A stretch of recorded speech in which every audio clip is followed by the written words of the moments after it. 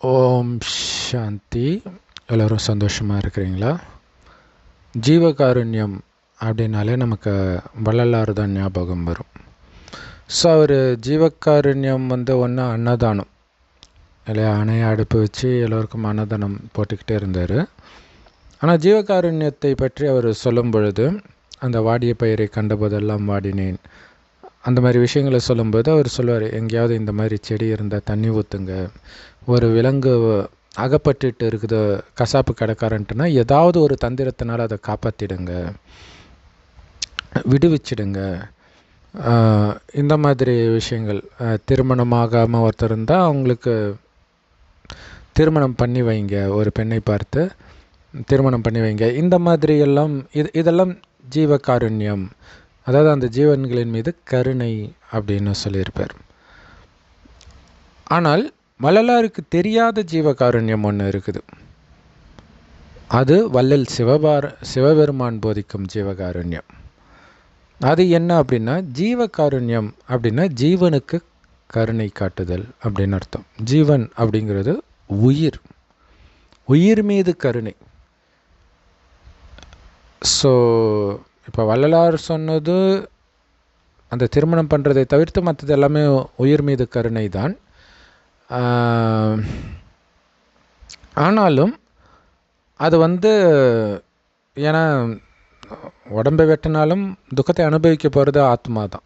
ஆத்மா தான் உயிர்ன்றோம். அது பூர்வ மத்தியில் நட்சத்திரமாக ஜொலிக்கினால்தான் இங்கே போட்டு வைக்கிற பழக்கம் இருக்குது. ஆனாலும் இங்கே கடவுள் சொல்கிற கருணை அது வேற. தற்காலிகமாக அந்த துக்கத்தில் காப்பாற்றுறது கிடையாது. ஏன்னா அப்படியே கொண்டுட்டாலும் உடனே அந்த ஆத்மா போய் இன்னொரு பிறவி எடுத்துட போகுது. ஸோ அந்த நேரம் அனுபவிக்கிற வழி மட்டுமே. ஸோ அதை நீங்கள் யாருக்கு தெரியும், கசாப்பு கடைக்காரன்ட்டு வெட்டுப்பட்டு பிறகு ஒரு நல்ல இடத்துல கூட அது போய் பிறந்திருக்கலாம். அதை கூட நீங்கள் தடுத்துருக்கலாம் காப்பாற்றுறதன் மூலமாக, அது உங்களுக்கு தெரியாது.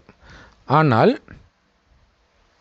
அதேமாரி நோயாளி ஒருத்தரை இழுத்துட்டு கிடக்கிறாரு, நீங்கள் பாட்டுக்கு அவரை கஷ்டப்பட்டு காப்பாற்றிக்கிட்டே இருக்கிறீங்கன்னு வச்சுக்கோங்களேன். யாருக்கு தெரியும், இங்கேருந்து போய் ஒரு நல்ல பிறவி கூட எடுக்கலாம்ல, கடைசி வரைக்கும் இந்த நோயாளி உடம்பு அல்லது ஊன உடல்லே மாட்டிக்கிட்டு இருக்கிறதுக்கு பதிலாக. ஆனால் கடவுள் கொடுக்குற கருணை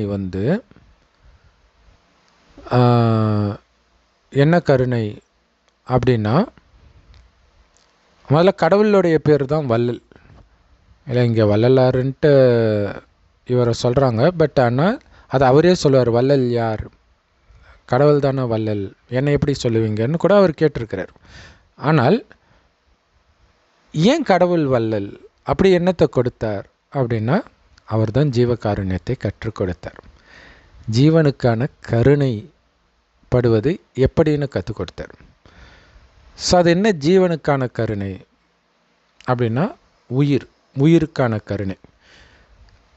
உயிருக்கு என்ன கருணை பண்ண முடியும்? ஏன்னா இப்போ சாப்பாடு போடுறது அது உடல் பசி தான். அப்போ உயிருக்கான கருணை என்ன அப்படின்னா, அந்த உயிர் இப்போ ஒரு பிச்சைக்காரன் இருக்கிறாருன்னு வச்சுக்கோங்களேன், அவருக்கு சாப்பாடு போடுறீங்க அப்படின்னா அது உடல் பசியை தீர்க்குது. இதனால் உயிருக்கு எந்த விதமான லாபமும் கிடையாது. ஆனால் ஒருவேளை அவர் பிச்சைக்காரன்லேருந்து பணக்காரர் ஆகிறதுக்கு நீங்கள் உதவி பண்ணிட்டீங்கன்னு வச்சுக்கோங்களேன், அதுதான் அந்த உயிருக்கு நீங்கள் செய்கிற உதவி. அது யாராலையாவது பண்ண முடியுமா? சாப்பாடு தான் போட முடியும், வேறு என்ன பண்ண முடியும்? இன்னொரு விஷயம், இங்கே காசு கொடுத்தாலும் அந்த காசை வச்சுட்டு அவன் பிச்சை எடுத்தான்னா, இந்த மாதிரிலாம் மும்பை, டெல்லி இங்கெல்லாம் நிறைய கோடீஸ்வர பிச்சைக்காரர்கள்லாம் இருக்கிறாங்க அப்படின்னு நியூஸ்லலாம் வந்தது. உண்மையாக கூட இருக்கலாம். ஸோ அதனாலேயும் நன்மை கிடையாது, காசு கொடுத்தாலும் நன்மை கிடையாது. அப்போ என்ன நன்மை அப்படின்னா, எந்த பாவம் செய்ததினால் அவன் ஏழையாக பிறந்தான், பிச்சைக்காரனாக பிறந்தான் அல்லது ஊனமாக பிறந்தானோ, அந்த பாவத்திலிருந்தே அவனுக்கு விடுதலை கொடுப்பது தான் உண்மையிலே அந்த உயிருக்கு நீங்கள் செய்கிற கருணை. ஸோ அப்போ என்னென்ன பாவமெல்லாம் செஞ்சிருப்பான் அப்படின்னா, கடவுள் 5 வகையான பாவங்களைத்தான் முக்கியமாக சொல்கிறது. காமம், கோபம், பற்று, பேராசை, அகங்காரம்.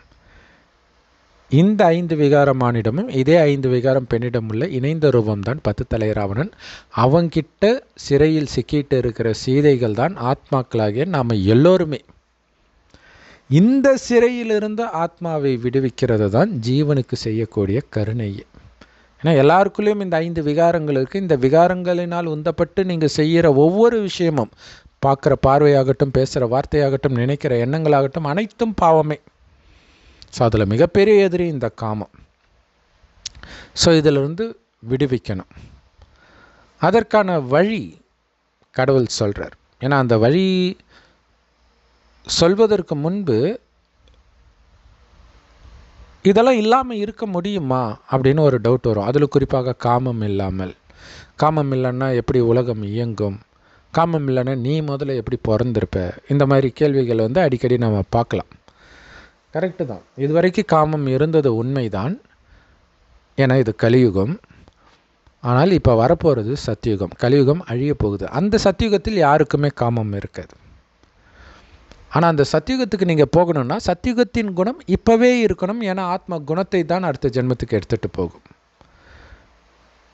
அப்போ ஆழமாக உங்களுடைய குணம் என்ன பதிவாகி இருக்கோ அதை பொறுத்து தான் சத்தியுகத்தின் ஆரம்பத்திலே வரீங்களா, இறுதியில் வரீங்களா, இல்லை அடுத்த யுகமாகிய திரேதாயுகத்தில் வரீங்களா. ஏன்னா சத்தியுக திரேதாயுகம் ரெண்டும் சேர்ந்து சொர்க்கம். ரெண்டும் சேர்த்து 2500 வருடம் தான். வேதங்களில் லட்சக்கணக்கான வருடங்கள்னு போட்டிருக்கும். அது எழுதியது மனிதர்கள். இப்போ நாங்கள் சொல்கிறது கடவுளே சொல்கிற ஞானம். ஏன்னா உலகம் அழியறதுக்கு 100 வருடம் முன்பு சிவபெருமானே நேரடியாக ஒரு வயோதிகர் உடலில் இந்த ஞானத்தை கொடுக்கிறார் எல்லோருக்கும். அப்படி தவம் செஞ்சு எனக்கு மட்டும் கொடுத்தார் இதெல்லாம் கிடையாது. கடவுள் வர்றது எல்லாருக்கும் தான் வர்றார். இந்த ஞானத்தை கொடுக்கிறார். சொர்க்கத்தில் காமம், கோபம், பற்று, பேராசை, அகங்காரம்னா என்னன்னே தெரியாத இருந்ததுனால தான் தங்க மாட மாளிகையில் நீங்கள் இருந்தீங்க. அதுக்கு காரணம் ஆத்மான்ற உணர்வில் இருந்தீங்க. அதாவது உயிர். அது பூர்வமத்தில் நட்சத்திரம் மாதிரி ஜொலிக்கினால்தான் இங்கே பொட்டு வைக்கிற பழக்கம் இருக்குது. அந்த ஆத்மா தான் கண் வழியாக பார்க்குது, வாய் வழியாக பேசுது, உடல் மூலமாக அனைத்து காரியங்களையும் செய்வது ஆத்மாவே அப்படின்ற உணர்வு இயல்பாகவே இருக்கும். தன்னை ஆத்மான்னு பிறரையும் பூர்வ மத்தியில் ஆத்மாவாகத்தான் பார்ப்பார்கள் இல்லையா. காரை இயக்கிறது டிரைவர். ஸோ அந்த மாதிரி இந்த உடலை இயக்கிற டிரைவரு தான் நாமளே தவிர இந்த உடல் நாம் கிடையாதுன்ற உணர்வு இயல்பாகவே சொர்க்கத்தில் இருக்கும். அதனால்தான் அங்கே எந்த துக்கமும் நடக்கலை. காமம்னா என்னன்னே தெரியாது. அப்போ எப்படி குழந்தை பிறக்கும்? கணவனும் மனைவியும் நமக்கு ஒரு வாரிசு வேணும்னு நினைக்கும்போது மனைவி கர்ப்பம் அடைவார். ஸோ அந்த அளவிற்கு அவர்கள் பரிசுத்தமாக இருந்ததுனால தான் சொர்க்கத்தில் வாழ்ந்த அந்த தேவதைகளுக்கு இந்துக்கள் இன்னைக்கு தெய்வம்னு கோயில் கட்டி வழிபடுறோம். ஆனால் 2500 வருடம் கழிச்சு என்ன ஆயிடுதுன்னா ஆத்மான்றதை கொஞ்சம் கொஞ்சமாக மறந்து உடல்ன்ற உணர்வுக்கு வந்துடுறோம். ஆத்மான்ற உணர்வில் இருக்கும்போது சதா ஆனந்தத்தை ஆத்மாவிலிருந்தே அனுபவம் செய்வோம். ஏன்னா ஆத்மாவுடைய உண்மையான குணமே ஆனந்தம்தான். ஆனால் ஆத்மாவிலிருந்து கவனம் எப்போ வெளியில் சிதறப்படுதோ 2500 வருடம் கழித்து, அதுக்கப்புறம் ஆத்மா என்பதையே மறந்து விடுகிறோம். தானாகவே உடல்ன்ற உணர்வுக்கு புலனின்பத்துக்கு அடிமையாக ஆரம்பிக்கிறோம்.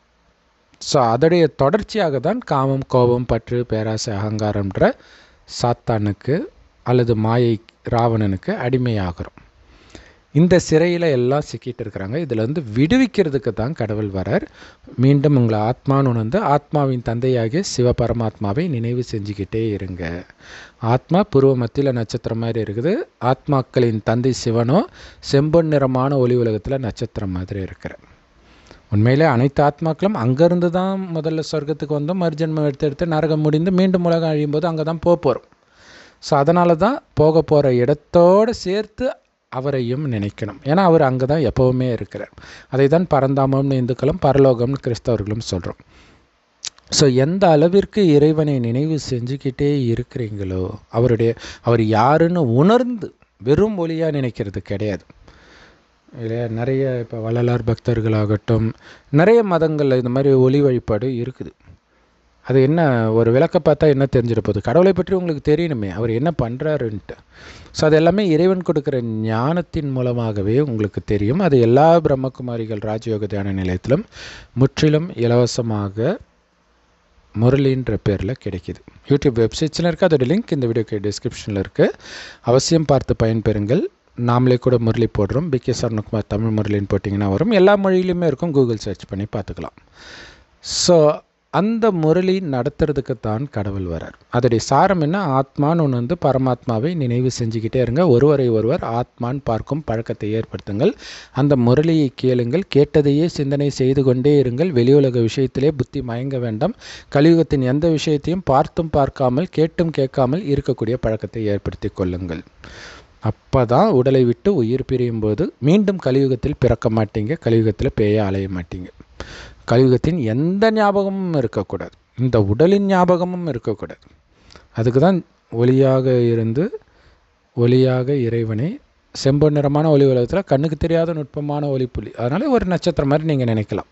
பெரிய ஜோதியாக இருக்கிறது இறைவன் இருக்கிற இடமே தவிர இறைவன் கிடையாது. ஜோதி மாதிரி இருக்கும். ஸோ யாருக்கும் தெரியாது கடவுள் இப்படி சின்ன ஒளிப்புள்ளியாக இருக்கார். அதனால தான் நம்மளால் பார்க்க முடியலன்னு கூட நமக்கு தோணலை பாருங்க. ஸோ இப்போ தான் கடவுள் வந்து சொல்கிறார். அவர் வந்து இந்த செய்தியை சொன்னதுனால தான் அவருக்கு மகிமை. வரவே இல்லைன்னா அவருக்கு எப்படி கடவுள்? நாமளாகலும் அவரை கண்டுபிடிக்கவே முடியாது. அவரே வந்து அவருடைய அறிமுகத்தை கொடுத்தால் தான் உண்டு. கடைசின்னு ஒரு வருடம்தான் இறைவன் வந்து அவருடைய அறிமுகத்தை கொடுத்து, என்னை நினைவு செய்து கொண்டே இருந்தால் காமம், கோபம், பற்று, பேராசை, அகங்காரம் இதிலிருந்தெல்லாம் உங்கள் புத்தி விலகும். எந்த அளவுக்கு புத்தி விலகுதோ அந்த அளவுக்கு பாவங்கள் அழிக்கப்படுதுன்னு புரிஞ்சுக்கோங்க. எந்த அளவுக்கு பாவங்கள் அழியுதோ அந்த அளவுக்கு ஆத்மா தூய்மையாகுது. எந்த அளவுக்கு ஆத்மா தூய்மையாகுதோ அந்த அளவுக்கு ஆத்மாவில் வருமானம் சேமிப்பாகுது. 5000 வருடத்துக்கு தேவையானது. கொஞ்சம் தான் தூய்மையாகிறீங்கன்னா ஒரு 2500 வருடத்துக்கான வருமானம் சேமிப்பாகும். அப்போ இங்கே தான் பிறப்பீங்க, நரகத்தின் தொடக்கத்தில் தான். ஸோ 5000 வருடத்துக்கான வருமானம் அந்த அளவுக்கு தூய்மையாகி இறைவனுடைய ஞானத்தை மற்றவர்களுக்கும் கொடுத்து கொடுத்து புண்ணிய கணக்கை ஏற்ற தான் 5000 வருடத்துக்கு தேவையான வருமானம் சேமிப்பாகும். அப்போ தான் சொர்க்கத்தின் ஆரம்பத்திலே உங்களால் பிறக்க முடியும். கடவுளை இந்த ஞானத்தை கொடுக்கிறார். இதுதான் ஒவ்வொரு ஜீவனின் மீது நீங்கள் வைக்கும் கருணை. சரி, இது மனிதர்களுக்கு.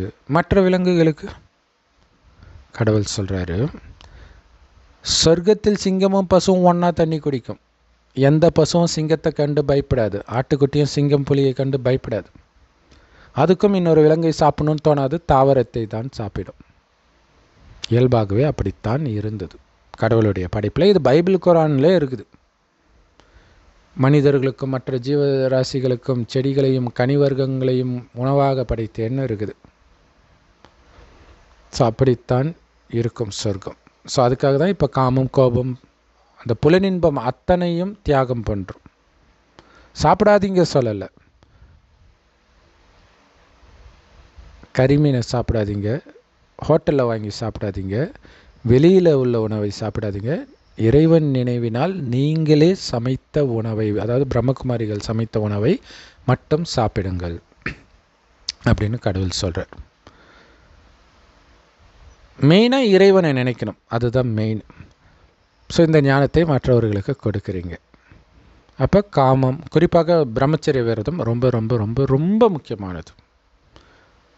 உடலால் பிரம்மச்சரிய விரதம் இருந்தாலும் மனதினால் காமத்தின் பக்கம் புத்தி போயிட்டு இருக்கும். ஏன்னா கடந்த 2500 வருடம் அந்த குப்பையில் தான் மூழ்கி கடந்திருக்கிறோம்.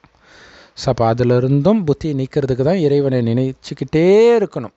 போக போகிற சொர்க்கத்தை நினச்சிக்கிட்டே இருக்கணும். அங்கே லக்ஷ்மி நாராயணனுடைய ராஜ்யம். காமம்னா என்னன்னே தெரியாத உலகம். கணவனும் மனைவியும் நமக்கு ஒரு வாரிசு வேணும்னு நினைக்கும் போது மனைவி கர்ப்பமாவாள். தூய்மையான ஆத்மாவிற்குடைய எண்ணத்திற்கு அவ்வளோ சக்தி இருக்கும். அதனால தான் கோயில் கட்டி கும்பிட்றோம். அந்த மாதிரி நான் ஆகிட்டு இருக்கிறேன் அப்படிங்கிற லட்சியத்தை முன்வைத்து இங்கே இறைவன் நினைவில் இருக்க இருக்க மற்ற எந்த எண்ணங்களும் வராத போது தானாகவே உடலிலிருந்து காமமும் விட்டு போகும். காம எண்ணம், காம உணர்வு எதுவுமே இருக்காது. அப்போ தான் தெரியும் இதுதான் நம்மளுடைய உண்மையான குணம். மனம் அப்படியே லேசாக இருக்கும்.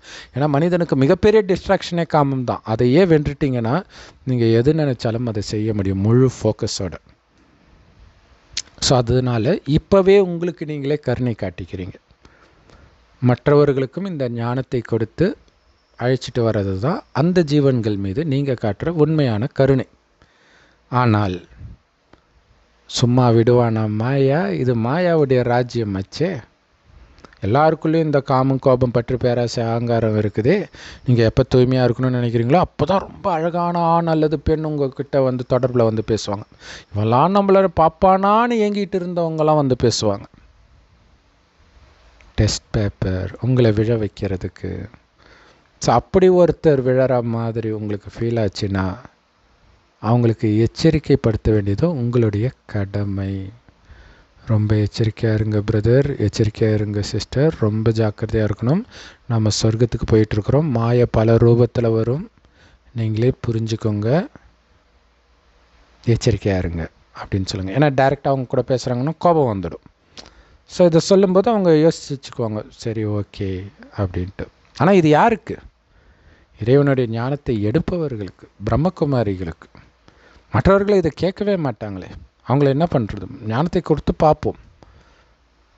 ஸோ அவங்களுடைய மனநிலை பொறுத்து. பட் இந்த ஞானத்தை எடுத்த ஆரம்பத்தில் பொத்துன்னு உழுவாங்க. ஏன்னா இவ்வளோ நேரம் மாயையின் ராஜ்யத்தில் இருந்தாங்களே.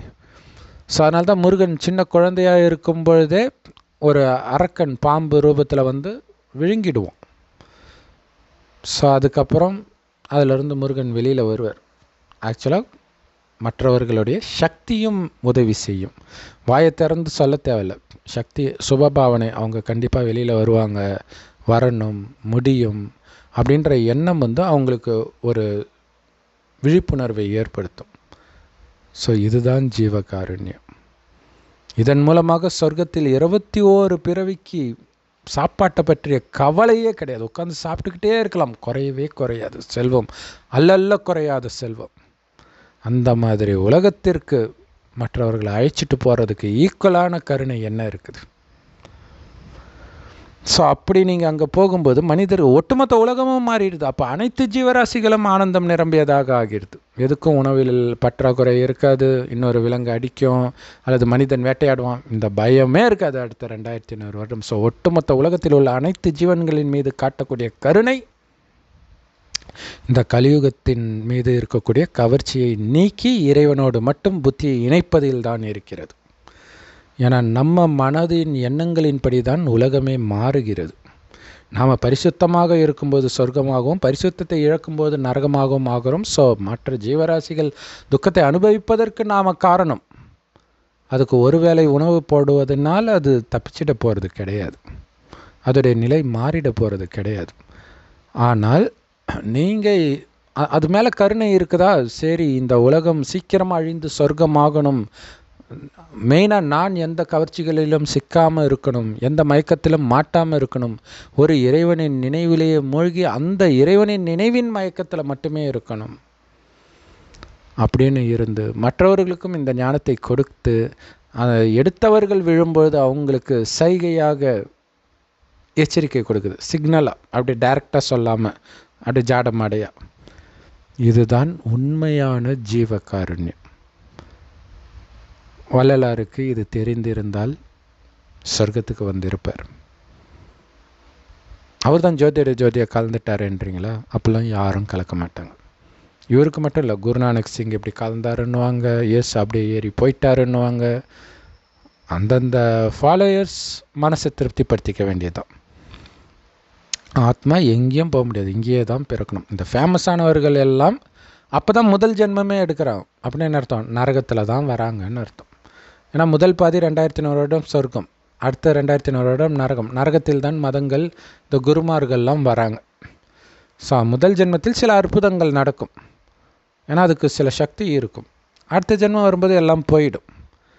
ஸோ இப்போ இறைவனோடு புத்தியை திருப்பணும் அப்படின்னா இறைவன் எப்படி இருக்கிறார், எங்கே இருக்கிறார், அவரை எப்படி நினைக்கிறது, நினைத்தால் என்ன கிடைக்கும், அத்தனையும் தெரிந்தால் தான் அவங்க நினைப்பார்கள். அதற்காக தான் இந்த அறிமுகத்தை கொடுக்கிறோம். இறைவன் செம்பொன் நிறமான ஒளி உலகத்தில் நட்சத்திரம் மாதிரி இருக்கார், ஆத்மா பூர்வ மத்தியில் நட்சத்திரம் மாதிரி இருக்குது, ஆத்மாவின் தந்தை அவர் அப்படின்னு அன்பா அப்பான்னு கணவனாக எல்லா உறவிலும் அவரையே சதா நினைவு செஞ்சுக்கிட்டே இருந்தால் இத்தனை ஜென்மங்களாக நீங்கள் செய்த அனைத்து பாவங்களும் அழிக்கப்படும். நீங்கள் எந்த அளவுக்கு சின்சியராக நினைக்கிறீங்களோ அதை பொறுத்து. அப்படி இல்லாட்டினா தண்டனை மூலமாக, நோய் மூலமாக, இப்படியெல்லாம் உங்களுடைய பாவங்கள் அழியும். ஸோ இங்கே மெயின் என்னென்னா, இந்த ஞானம் எடுத்த பிறகும் நிச்சய புத்தி வந்த பிறகும் குறிப்பாக காமத்தில் விழறாங்க அப்படின்னா சேர்த்து வச்ச அனைத்தையும் மீண்டும் இழந்துடுறாங்க. ஸோ அதனால தான் அவங்களை காப்பாற்ற வேண்டியது உங்களுடைய கடமை. எச்சரிக்கை கொடுத்துக்கிட்டே இருங்க, கொஞ்சம் கொஞ்சம், ரொம்ப அதிகமாக கொடுக்க தேவையில்ல. ஸோ ஒரு டைம் இல்லைனாலும் ஒரு டைம் எழுந்திரிச்சிடுவாங்க. மாயை முழுவதுமாக விழுங்குவதற்கு முன்பு அவங்கள காப்பாற்றுங்கன்ற. மனித ஆத்மாக்களை, உடலை கிடையாது. ஸோ இதுதான் உண்மையான ஜீவகாருண்யம், கடவுளே போதிக்கிற ஜீவகாருண்யம். ஓம் சாந்தி. தேங்க்ஸ் ஃபார் வாட்சிங்.